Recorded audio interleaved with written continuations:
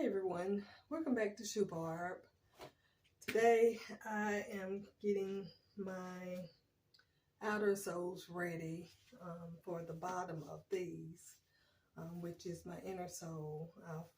I've already gone ahead and put the slit in them, if you can see. And what I'm going to do is trace that to get my outer soles to go around the inner sole. And I have also went ahead and sewed around my upper of my sandal. As you can see, it's just white stitching. So I got that done. Now I'm just going to go ahead and start tracing my outer sole.